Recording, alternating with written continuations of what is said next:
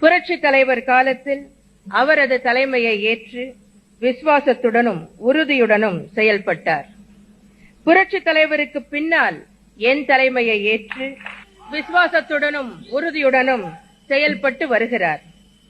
கழகம் பிளவுபட்ட ஒரு சோதனையான காலகட்டத்தில் கொள்கை பிடிப்புடன் தடுமாற்றம் சிறிதும் இன்றி விசுவாசமாக என்னுடன் இருந்து செயல்பட்டவர்